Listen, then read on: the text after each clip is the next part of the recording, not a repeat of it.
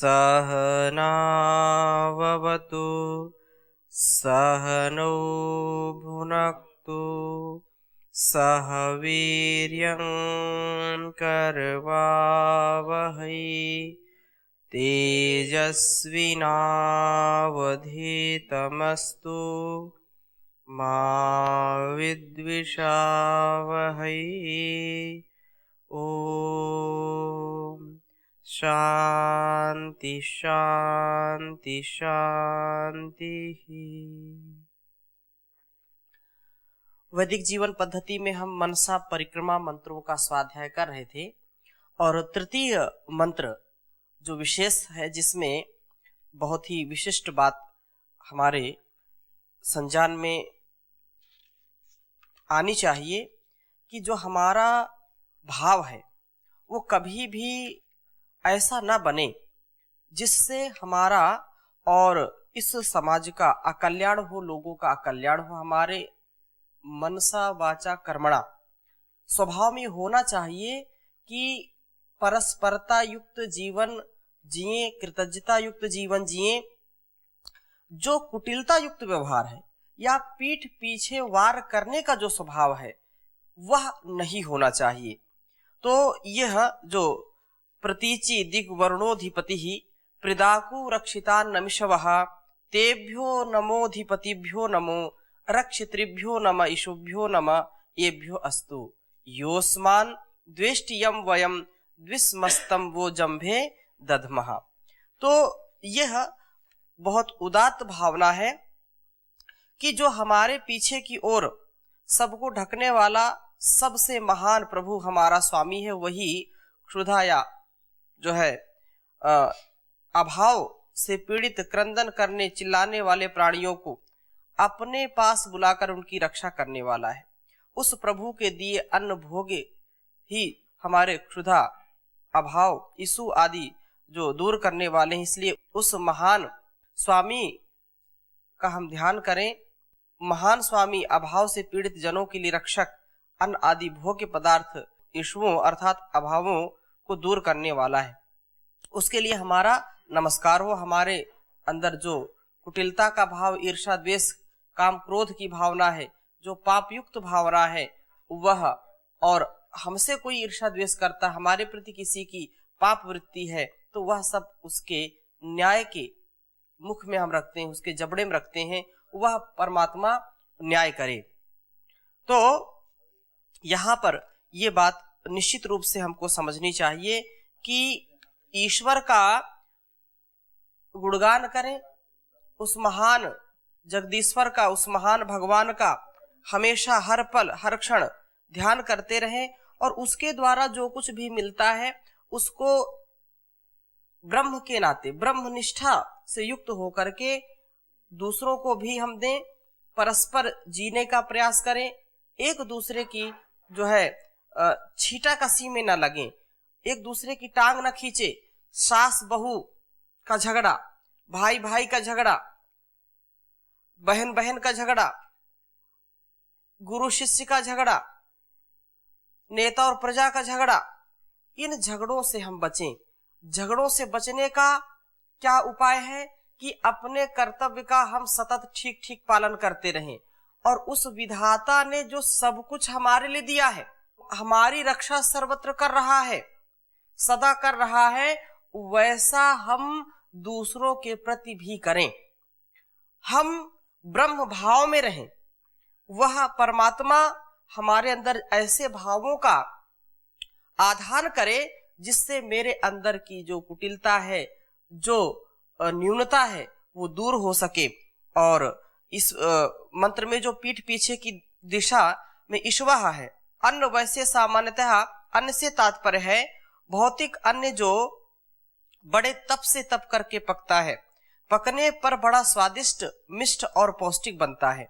पाकशाला में जो है माताएं कितने कितने प्रकार के व्यंजन बनाते हैं। यदि उसको कच्चा ही खिला दें तो पौष्टिकता और स्वाद उसमें कम होता है, लेकिन उसको अच्छी प्रकार से जब पकाते हैं, बनाते हैं, उसमें बहुत अच्छी अच्छी चीज डालते हैं तो वही स्वादिष्ट हो जाता है और उसकी गुणवत्ता भी बढ़ जाती है, वो सुपाच्य भी हो जाता है। एक दाने में असंख्य दाने पैदा होते हैं, अत्यंत परोपकारी सिद्ध होता है। वह अपने लिए नहीं, अन्यों के लिए ही पकता है और उन्हीं के लिए ही मर मिटता है। अतः यह हमें हमारे दायित्वों का बोध कराता हुआ हमारा यथेष्ट मार्गदर्शक बनता है और हमें प्रेरित करता है कि हमें भी यथासाध्य परोपकार ही करना चाहिए। हमारा ज्ञान परिपक्व हो, हम अधकच्चे न हो। अधकचरा ज्ञान जो होता है वो कल्याणकारी नहीं होता है, अल्प विद्या भयंकरी कहा गया है। विद्या में भी हमको परिपक्वता हो, व्यवहार में भी परिपक्वता हो, अपरिपक्व ना हो, अधकच्चे ना हो। अधजल गगरी छलकत जाए कहते हैं, और भरी गगरिया चुप्पे जाए। जो कहावतें हैं, लोकोक्तियां हैं, उनका यही अभिप्राय है कि वह परमात्मा हमारे अंदर परिपक्वता का आधान करे। ज्ञान भी परिपक्व हो, आचरण भी परिपक्व हो, व्यवहार भी परिपक्व हो। हम मनसा वाचा कर्मणा किसी भी प्रकार की न्यूनता के शिकार ना हो। अपने जो उत्तरदायित्व हैं, अपने जो कर्तव्य निर्वहन करने की जो सामर्थ्य है, उसमें हम पूर्ण समर्थ हों। ऐसा कमजोरी न प्रकट करें या हम बेसहारा ना हो। हम दूसरों के सहारा बनने वाले हों, हम दूसरों को शक्ति देने वाले हों, दूसरों को उत्साह देने वाले हों, दूसरों के अंदर सब प्रकार का ऐश्वर्य प्रदान करने की क्षमता हमारे अंदर होनी चाहिए।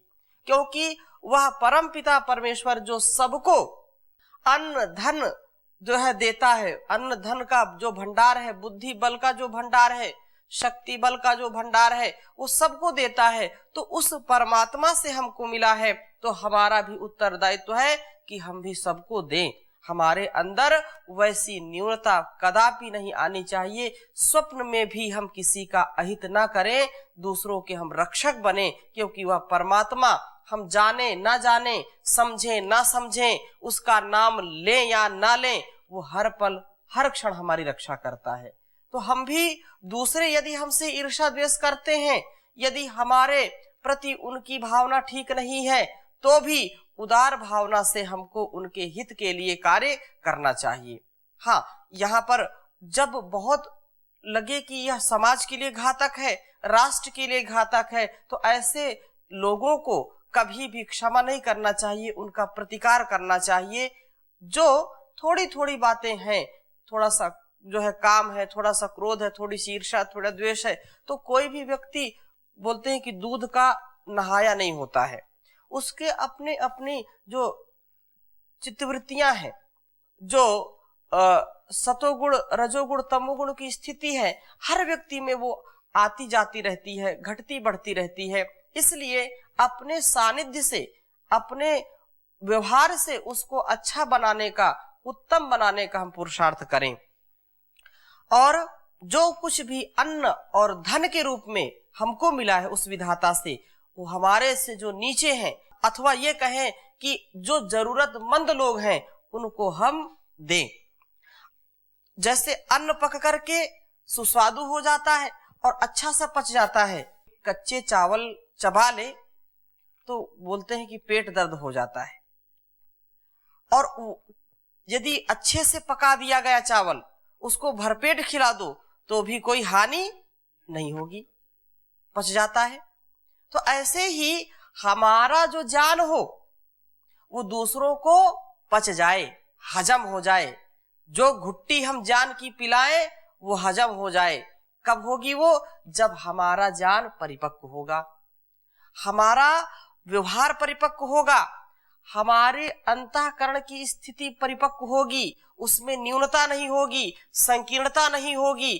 तो हम जब भी कुछ बोलेंगे दूसरों के हित के लिए, तो लोग उसको ग्रहण करेंगे। लेकिन हमारे विचारों में, हमारे व्यवहार में, कथनी और करनी में यदि अपरिपक्वता है, यदि उसमें कहीं भी न्यूनता है, तो लोग उसको हजम नहीं कर पाएंगे, हमारे लिए ही वो कल्याणकारी नहीं होगा। इसलिए जैसे अन्न पक करके सबके कल्याण के लिए होता है, चाहे वो रोगी खाए और चाहे निरोगी खाए, दोनों के लिए पुष्टिकारक होता है। वैसे ही हम भी पुष्टिकारक बने। जैसे खरबूजे के लिए कहते हैं उर्वारुकमिव बंधनात् पुष्टिवर्धनम। जैसे खरबूजा बढ़िया पक जाता है तो वो सुगंधि को प्रदान करता है और जो उसको खाता उसको तृप्त करता है, बलवर्धन उसका होता है, बलवर्धक है वो, उसके बीज भी बलवर्धक है। लेकिन वही खरबूजा जब कच्चा तोड़ लिया जाए, परिपक्व ना हो, तो वही खाने पर कड़वा लगता है या नीरस लगता है। इसलिए इस बात को हमको समझना चाहिए जो यहाँ पर बात चल रही है कि जैसे अन्न पक करके सबके लिए पुष्टिकारक होता, वैसे हम तपें। उसको जब आंच में पकाते हैं तभी तो पकता है, तो हम तप की भट्टी में तपें। ईर्ष्या, द्वेष, छल, कपट, माया, मोह, अज्ञान, ज्ञान, मान सम्मान, अपमान, सुख दुख, सबको सहते हुए अपने आप को इतना परिपक्व बना लें, अपने संबंधों को इतना परिपक्व बना लें कि कहीं भी किसी स्थिति में हमको ठोकर न लगे। इसलिए निश्चित रूप से हमको सुनिश्चित करना चाहिए कि हमारा ज्ञान हमारे कर्म में उतर रहा कि नहीं उतर रहा। जो मैं जान रहा हूं उसका कुछ अंश पालन कर रहा हूं कि नहीं कर रहा हूं। ये जब तक नहीं होगा तब तक व्यक्ति दुखी रहेगा। अतः अन्न जहां हमारा जीवन रक्षक बनता है, वहां दुरुपयोग से भक्षक भी बन जाता है। अब ये संतुलन की बात है कि अन्न यदि संतुलित खा रहे हैं, पका अन्न है, दूध है, मिष्ठान, कुछ भी, कोई भी पदार्थ हो, खाद्य पदार्थ, यदि उसको संतुलित स्थिति में खाएंगे तो तुम्हारे शरीर बल को बढ़ाएगा। और यदि उसका दुरुपयोग करेंगे, सड़ा गला अन्न खाएंगे अथवा जितना खाना है उससे अधिक खाएंगे, दुगुना खाएंगे, तिगुना खाएंगे, तो वही हमारे बल को क्षीण करने वाला है, वही हमको नुकसान देने वाला है। अतः अधिक खाया जाए उस समय जो, या बेसमय खाया जाए, ठंडा या बासी खाया जाए, संदूषित खाया जाए, तो यह हमें रुग्ण कर देता है, रोगी बना देता है और उपचार के अभाव में हमारी मृत्यु भी हो जाती है। बोलते हैं कि फूड पॉइजनिंग हो गई। हाँ, तो ऐसा नहीं होना चाहिए, विषम आहार नहीं होना चाहिए। अन्न को यदि अधिक समय तक संग्रहित रखा जाए, जैसे कई व्यापारी अधिक लाभ कमाने के लिए नियत से संग्रहालयों में भरा रखते हैं, तो घुन आदि लगने से खराब हो जाता है, खाने योग्य नहीं रहता, नष्ट ही करना पड़ता है। उस स्थिति में व्यापारी को भारी आर्थिक नुकसान उठाना पड़ता है। अन्याय अनीति से कमाया अन्न भी कमाने वाले को ही खा जाता है, सजा करवा देता है, या चोरी डकैती से अर्जित अन्न धन दौलत बंटवारे के समय चोरों से या जो है डकैत या झगड़े वो करवा देता है, चोर चोरी के लिए कर ले जाते हैं, एक दूसरे का खून लोग जो है चूसने के लिए तैयार हो जाते हैं। हमसे न्यून सामर्थ्य वाले हमारे आश्रित लोग या पशु आदि भी हमारे जो है धन है, हमारे अन्न है, इनके साथ यदि जो है सौहार्दपूर्ण व्यवहार ना किया जाए, तो वह भी अन्याय अनीति का व्यवहार किया जाए, तो यह जायज नहीं है, यह उचित नहीं है। इसलिए ये फिर हमारे विरोध में खड़े हो जाते हैं और हमारा असहयोग करते हैं। जो हमारे अधीन है, हमारे आश्रित हैं, उनमें भी हमको बहुत प्रीतिपूर्वक, बहुत निष्ठापूर्वक, सौहार्दपूर्ण, उदारता पूर्वक व्यवहार करना चाहिए, ताकि उनके जीवन में भी जो है उन्नति आए, उनका जीवन भी बहुत ही उन्नत बने, महान बने। प्रजा भी राजा का अन्न जैसा होता है, तो प्रजा की सुख समृद्धि के लिए जो राजा कार्य नहीं करता है वो अधिक दिन तक चल नहीं सकता है।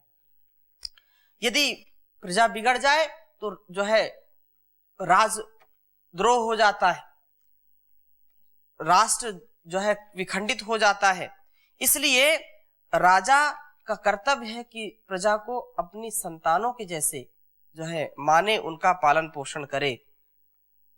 अन्न की तरह बड़ी तपस्या से तपे हुए कर्मनिष्ठ महापुरुष हमारे सच्चे ईश्वह बनते हैं, सत पथ पर चलाते हैं। इस प्रकार अन्नम ईश्वह जो आया है, रक्षितान्न मिशवः मंत्र में जो आया है, प्रदाकु रक्षितान्न मिशवः, तो उन अन्नों का प्रतीचि दिग्वरुण अधिपति प्रदाकु रक्षितान्न, अन्न जो रक्षितान्न मिशवः, ये ईश्वर के समान ईश्वह है, क्योंकि हम सबकी रक्षा करने वाले हैं। इसलिए अन्न का कभी भी अनादर नहीं करना चाहिए। अन्नम न निंद्यात्, अन्न की निंदा कभी भी नहीं करना चाहिए। कहते हैं कि खाए मन भर, छोड़े ना कण भर। अन्न हमारी रक्षा करता है। अन्न है तो टना टन, नहीं तो सनासन है। इसलिए अन्न का अनादर कभी ना करें। अन्न यदि हम जूठा छोड़ते हैं, यदि थाली पर कुछ लोगों की ये जो है फितरत में आ गई है बातें कि नहीं, जब तक हम जो है इसमें छोड़ेंगे नहीं तब तक लोग ये नहीं समझे कि बड़े घर का है। हम थाली में छोड़ देंगे तो लगता है कि खाते पीते घर का है। ऐसा लोगों का मन बन गया है। ये नहीं समझते कि कितने ऐसे लोग हैं जिनको अन्न नसीब नहीं होता, जिनके जो है घरों में एक वक्त की रोटी भी बड़े मुश्किल से जुटती है।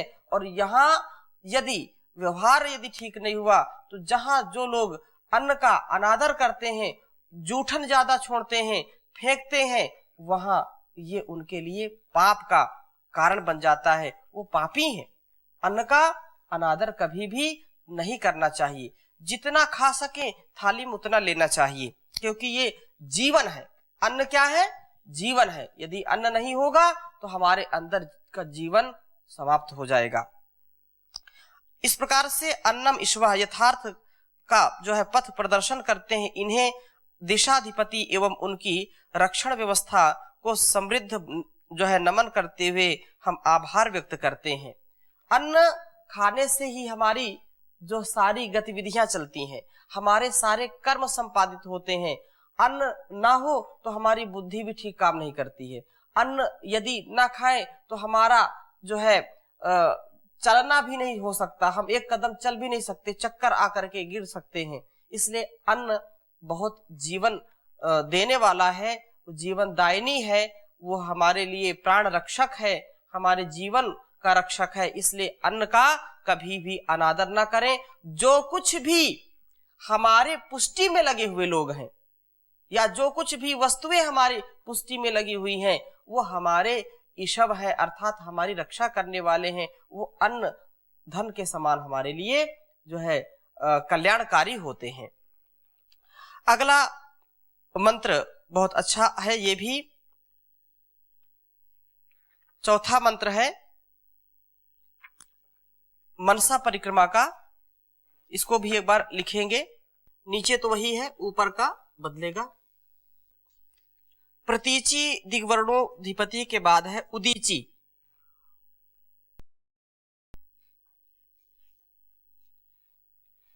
ओम उदीची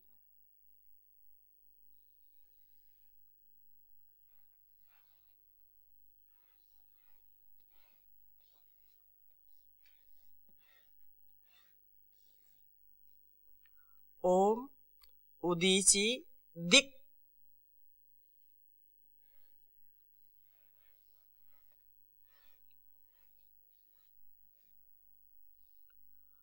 सोमोधिपति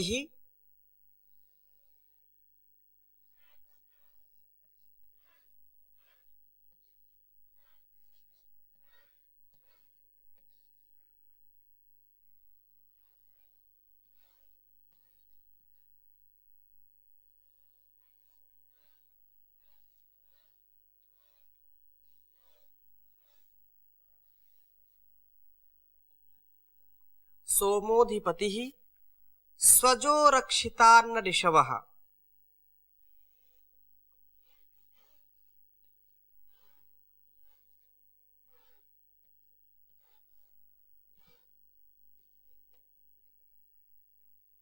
स्वजो रक्षितान्न ऋषवः।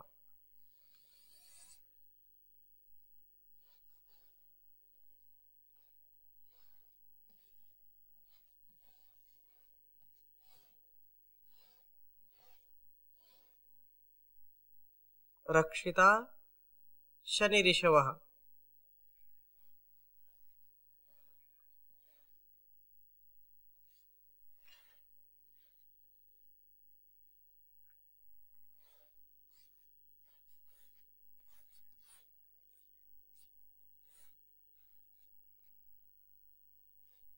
शनि ऋषवः तेभ्यो नमोधिपतिभ्यो, वही चलेगा, उच्चारण करेंगे।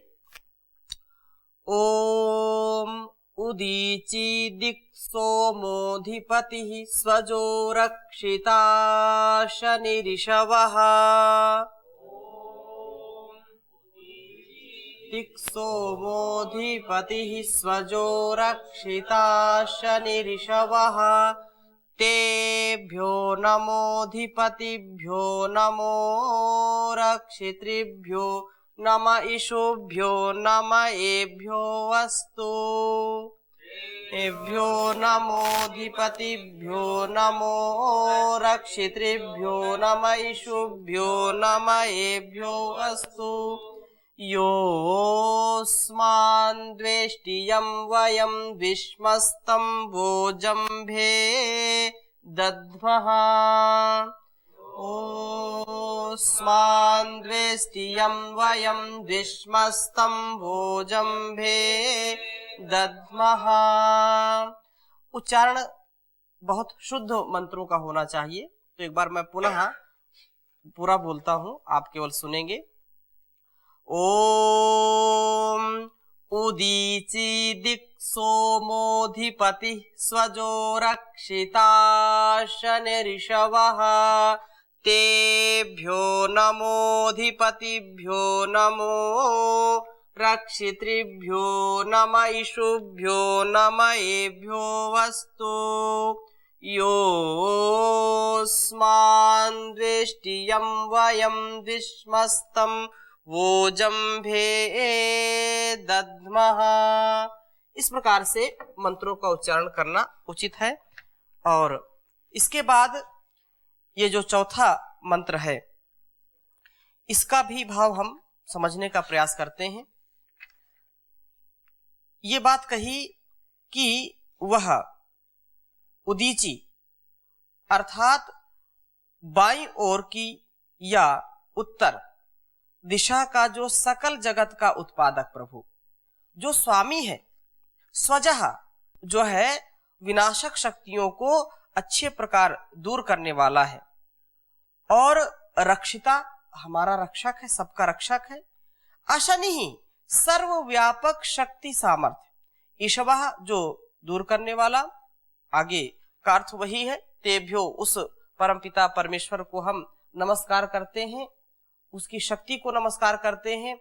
और हमारे अंदर की जो ईर्ष्या द्वेष छल कपट या जाने अनजाने प्रत्यक्ष या अप्रत्यक्ष रूप में यदि हमसे किसी से भूल होती है, कोई पाप होता है, या कोई हमारे प्रति ईर्ष्या द्वेष करता है, छल कपट करता है, तो वो सब आपके न्याय के जबड़े में, आपके जो है मुख में उसको रखते हैं। आप उसका निराकरण करें, उसको न्याय पूर्वक अपने जो है न्याय से सबको कृतार्थ करें।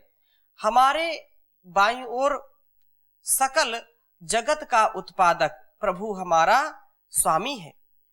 आसुरी विनाशक, वही आसुरी विनाशक शक्तियों को दूर करने हारा है और हमारा रक्षक है। उसका सर्व व्यापक सामर्थ्य ही आसुरी शक्तियों को दूर करने वाला है। जो आसुरी शक्तियां हमारे जीवन में बाधा उत्पन्न करती हैं, दखलंदाजी करती हैं, हमारे जो है रास्ते में जो रोड़ा अटकाती हैं, उनको दूर करने वाला वह परमात्मा है। इसलिए उस सकल जगत के उत्पादक स्वामी, आसुरी शक्तियों को दूर करने वाले रक्षक और उसके सर्वव्यापक सामर्थ्य ईश्वरों के लिए हमारा नमस्कार है। हम उसको नमस्कार करते हैं, उसकी बार बार जो है वंदना करते हैं। और जो है हमसे द्वेष करता है, यो अस्मान, हमारे प्रति जो द्वेष का कारण बनता है, जिस धर्माचरण के प्रति हम लोग अप्रीति रखते हैं, उस धर्माचरण को तुम जो है वह अर्थात आपके जो है जंभे खाने वाले अर्थात नष्ट करने वाले स्वभाव के अधीन कर देते हैं, अर्थात आपकी न्याय व्यवस्था में हम उसको छोड़ते हैं, हमारे से कोई त्रुटि ना हो। इस बात का हमेशा ध्यान रखें कि जब समर्पण आएगी, समर्पण की भावना से हमारे अंदर का जो भाव है वो निश्चल हो जाता है, वो निष्कपट हो जाता है व्यक्ति। और निष्कपट, निश्चल, निर्मल मन वाला व्यक्ति ही उस परमपिता परमेश्वर की कृपा को पा सकता है। और जिसके अंदर छल कपट है वह कभी भी दुनिया में ना अच्छा कार्य कर सकता है और ना अच्छा जीवन जी सकता है। इसलिए इन बुराइयों से, इन छल कपट से हमको बचना चाहिए। यही, क्योंकि जैसा व्यक्ति करेगा वैसा उसको परिणाम मिलेगा। जब व्यक्ति का बनावटी स्वभाव दूसरों के सामने आता है तो अधिक दिन तक, अधिक देर तक वो ठहर नहीं पाता है। हमारा जो अंतःकरण जब पवित्र होगा, शुद्ध होगा, तो बनावटी स्वभाव चला जाता है। भाई वो बिल्कुल जो है स्पष्टता, कोरा कागज या निर्मलता का प्रतीक होता है। तो ऐसा हम सबका स्वभाव बने। इस मंत्र की हम व्याख्या और अगली कक्षा में करेंगे। अभी यहीं पर विराम देते हैं। ओम शांति शांति शांति।